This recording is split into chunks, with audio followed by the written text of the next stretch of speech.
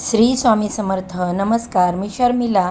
माझ्या हे यूट्यूब चॅनलमध्ये माझ्या सगळ्या गोडताईंचं, मैत्रिणींचं अगदी मनापासून स्वागत करते. आजचा दिवस तुम्हाला खूप छान जाओ ही स्वामींच्या चरणी प्रार्थना करते आणि आपल्या आजच्या नवीन व्हिडिओला सुरुवात करते.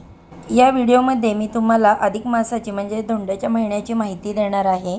अधिक मास म्हणजे काय, यंदा तो कधीपासून सुरू होणार आहे, त्याचबरोबर अधिक मासात जावयाला जो मानपान केला जातो तो का केला जातो आणि आपल्याला जर तो करायचा असेल तर वाण म्हणून कोणत्या वस्तू द्याव्यात, त्याचप्रमाणे अशी कोणती वस्तू आहे की ती सोन्याहून मौल्यवान आहे, अशी ही वस्तू लेक जावयाला आपल्याला द्यायची आहे. ती वस्तू कोणती आहे, ज्यांना जावई नसेल त्यांनी काय करावं, तसेच अधिक मासाला धोंडा का म्हणतात आणि हे धोंडे कशाचे बनवतात, तसेच 3 चुका टाळायच्या आहेत. तर या 3 चुका कोणत्या, या सर्व प्रश्नांची सविस्तर माहिती तुम्हाला आजच्या व्हिडिओमध्ये मिळणार आहे. त्यामुळे व्हिडिओ स्किप न करता शेवटपर्यंत नक्की पहा.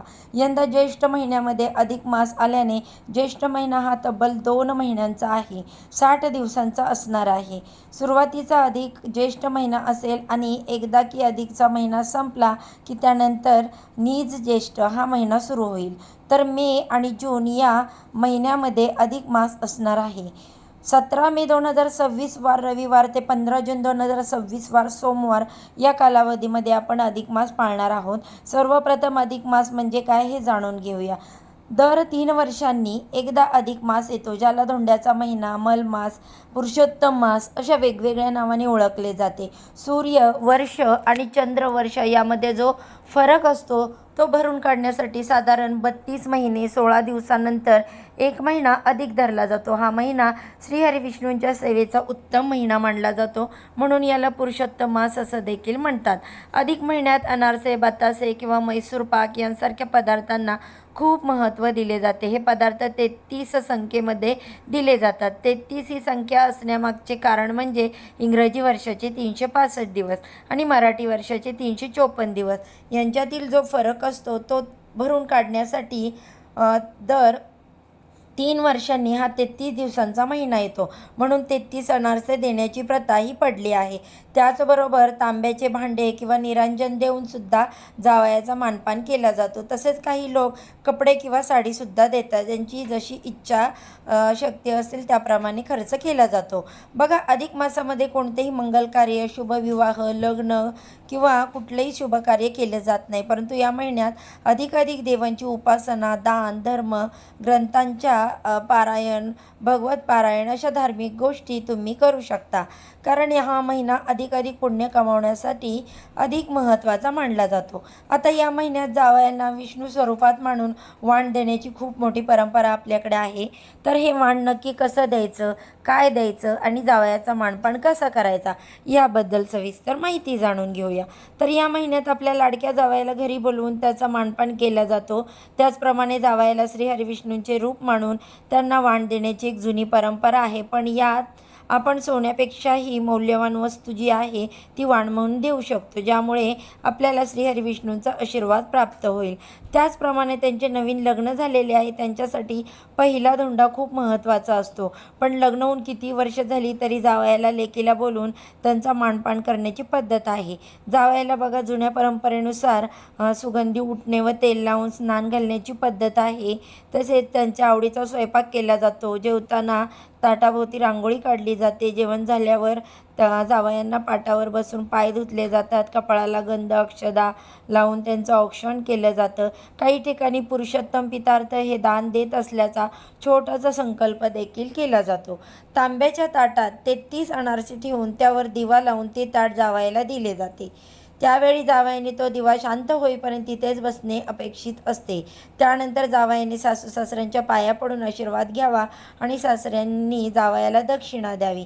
ही गोष्ट लक्षात ठेवा की आपला जावई आणि लेकीला जेवायला बोलावणार, पण त्याचबरोबर तिचे सासू सासरे, जाऊ, दीर यांना देखील अवश्य बोलवा. तिची नणंद असेल तिला देखील बोलवा, कारण आपल्या जावयाचे व लेकीचे कौतुक बघायला ही सगळी मंडळी असेल तर केव्हाही चांगलं. त्याचप्रमाणे आपल्या घरची मंडळीही बोलवावी तरीसुद्धा आणखी उत्तम. मग या वेळेस स्वयंपाक काय बनवायचा, तर आपण नेहमीप्रमाणे स्वयंपाक जो आहे गोडाधोडाचा करतो. अगदी पुरणपोळीचा देखील स्वयंपाक तुम्ही करू शकता. मात्र आपल्याला धोंडे अवश्य करायचे, म्हणून हा महिना धोंडे मास म्हणून देखील ओळखला जातो. आता धोंडे कसे बनवायचे, किती बनवायचे ते पाहू. बघा, धोंडे हे आपल्या घरातील जेवणासाठी जेवढ्या व्यक्ती आहेत त्यांच्यानुसार तेवढे आपण 2-3 जास्त असे धोंडे बनवू शकतो. आता हे धोंडे कसे बनवायचे? धोंडे गव्हाच्या पिठाचे बनवले जातात. त्यात पुरण भरलं जातं. काही ठिकाणी गमतीने त्या धोंड्यांमध्ये पुरणाबरोबर मिरची, नाणे, खडे, सुपारी, चक्क धोंडा म्हणजे दगड लपवला जातो आणि हे धोंडे म्हणजे लिंबा एवढे गोळे केले जातात आणि तळून किंवा उकडून नंतर जेवणाच्या ताटात ते धोंडे वाढले जातात. जेवताना ताट वाढताना त्याच्याभोवती छान रांगोळी देखील काढली जाते. त्यानंतर जावयालाच जेवण झाल्यानंतर वाण दिलं जातं. आता वाण काय द्यायचं?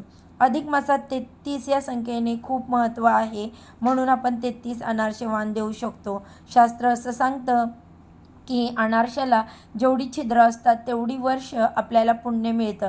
जर काही कारणाने अनारसा शक्य नसेल तर तुम्ही 33 बत्तासे, म्हैसूर पाक किंवा 33 फळंसुद्धा देऊ शकता. हे वाण देण्यासाठी तांब्याचं, चांदीचं किंवा काश्याचं ताट वापरावं. जर नवीन ताट देणे शक्य नसेल तर साध्या ताटात वाण देऊन म्हणजे 33 अनारसे, 33 म्हैसूर पाक, 33 फळे, बत्तासे ठेवून त्यावर एखादी चांदीची वस्तू, विडा तसेच एक दिवा म्हणजे निरांजन व दक्षिणा ठेवावी. दक्षिणा म्हणजे काय, तर 11 रुपये, 21 रुपये, 51 रुपये, 101 रुपये अशी दक्षिणा यथाशक्ती ठेवावी. त्यासोबत जावयाला कपडे, घड्याळ किंवा सोन्या चांदीच्या वस्तू आपल्या यथाशक्तीनुसार दिल्या जातात. आता वाण देण्याची पद्धत कशी असावी, तर वाणाची आधी पूजा करावी. त्यानंतर गंध, पुष्प, अक्षता व्हाव्यात आणि तुळशीपत्र ठेवावं. त्यानंतर निरांजन ओवाळून घ्यायचं. जावयाचं औक्षण करायचं, म्हणजे या ताटात चांदीचा एक दिवा, तुपाचं निरांजन ठेवून तो जावयाला ओवाळून दान दिला जातो. म्हणजे हे निरांजन हे ताट अनारसह, बत्तासेसह, म्हैसूर पाक किंवा कोणतेही जाळीदार पदार्थ, 5 फळे यासह बरोबर जावयाला दिला जातो. बघा, चांदीच्या दिव्याचं महत्त्व जास्त आहे, पण तुम्हाला शक्य नसेल तर तुम्ही तांब्या पितळेचे निरांजन घेऊ शकता. त्याचप्रमाणे आपण त्याचबरोबर तुम्ही जावयाला शॉल किंवा शर्ट पॅन्टचा जोडा द्या किंवा मुलीची खणा नारळाने ओटी भरून तिला नवीन साडी द्यावी, ही देखील गोष्ट लक्षात ठेवा. बघा, वाण कितीही महागडे असले तरी त्यासोबत विडा, 2 पानांची विडा जो असतो, सुपारी आणि त्यावर दक्षिणा ठेवल्याशिवाय ते दान पूर्ण मानले जात नाही. त्याचबरोबर आई आपल्या मुलाला जावयासोबत चांदीची जोडवी देखील भेट म्हणून देत असते. म्हणजे जावयाबरोबर मुलीला चांदीची जोडवी. तर काही जणांना असा प्रश्न पडतो की आई नसेल जोडवी देण्यासाठी किंवा काही कारणास्तव जर आईला शक्य होत नसेल चांदीची जोडवी देणं, तरी देखील मुलगी आपल्या सासरकडून म्हणजेच पतीकडून किंवा आपल्या सासूकडून ही चांदीची जोडवी घेऊ शकते. असं काही नाही की आईनेच ही चांदीची जोडवी द्यावीत. आई ही आपल्या मुलीच्या प्रेमापोटी आणि खुशीने आपल्या मुलीलाही चांदीची भेट देत असते जावयासोबत. परंतु जरी आईने दिली नाही तरी मुलगी स्वतःही चांदीची जोडवी करू शकते. त्याचप्रमाणे भेटवस्तूमध्ये आपण फळे, सुकामेवा, नारळ, कोणत्याही 5 प्रकारची फळे आपण वाण म्हणून देऊ शकतो. आता वाण देताना ते नुसते हातात न देता शाश्वत पद्धतीने देणे महत्त्वाचे आहे आणि जास्त करून या महिन्यामध्ये जावयाला 1 निरांजन आणि 33 अनारसे देण्याने अधिक महत्त्व आहे. म्हणजे सोन्या चांदीच्या वस्तूपेक्षा या 33 वस्तूंना जास्त महत्त्व आहे, हे लक्षात ठेवा. आता बघा, जर तुम्हाला लेक जावई नसेल तर तुम्ही कोणाला वाण देऊ शकता. जर तुम्ही तुमच्या भाच्याला वाण देऊ शकता.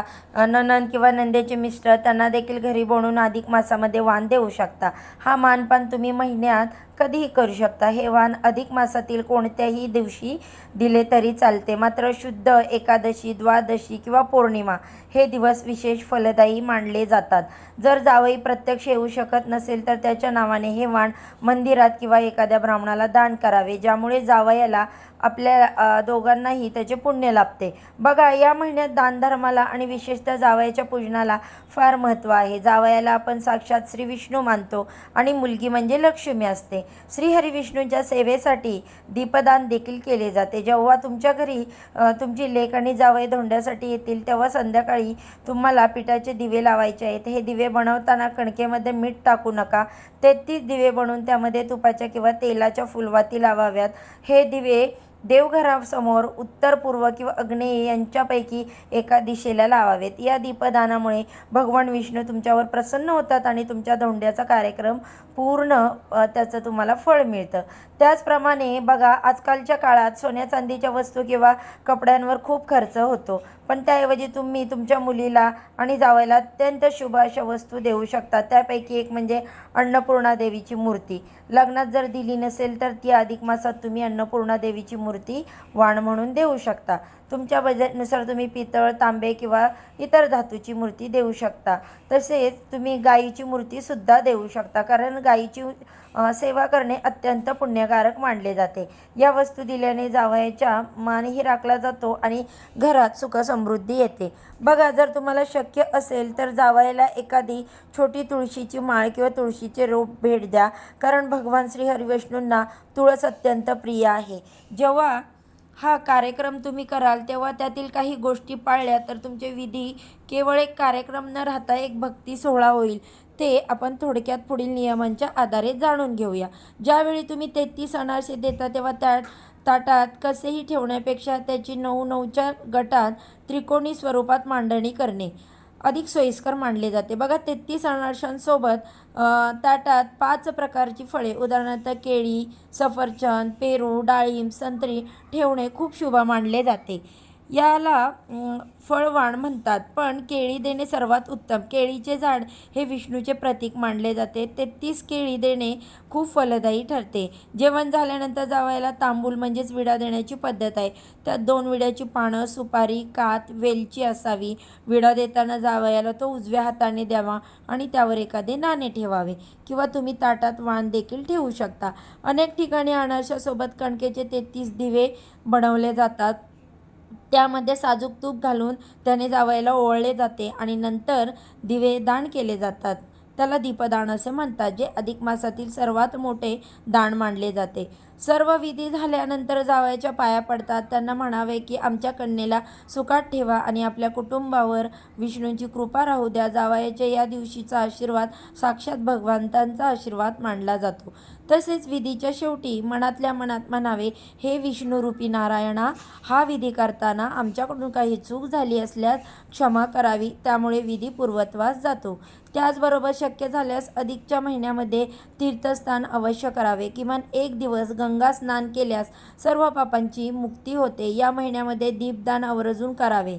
देवापुढे अखंड दिवा लावल्यास लक्ष्मी प्राप्ती होते. तीर्थयात्रा करावी, देवदर्शन करावे. तांबूलदान म्हणजेच विडा दक्षिणा आपण दान करू शकतो. या दिवशी तुम्ही जावयाला जेवायला बोलवताना त्या दिवशी घराबाहेर एखाद्या गरजू व्यक्तीला किंवा प्राण्याला, उदाहरणार्थ गाईला, अन्नाचा घास नक्की द्यावा. त्याला पुण्यसंचय असं म्हणतात. तर अशा प्रकारे तुम्हाला या अधिक मासामध्ये लेक जावयाचा मानपान कशा प्रकारे केला जातो, अगदी सविस्तररित्या माहिती मी तुम्हाला या व्हिडिओच्या माध्यमातून देण्याचा प्रयत्न केला आहे. माहिती आवडली असेल तर व्हिडिओला नक्की लाईक करा, चॅनलला सबस्क्राईब करायला विसरू नका व व्हिडिओला जास्तीत जास्त शेअर करा, जेणेकरून त्यांनाही माहिती मिळेल. व्हिडिओ शेवटपर्यंत पाहिल्याबद्दल मनापासून तुमचे खूप आभारी आहे. धन्यवाद. श्री स्वामी समर्थ.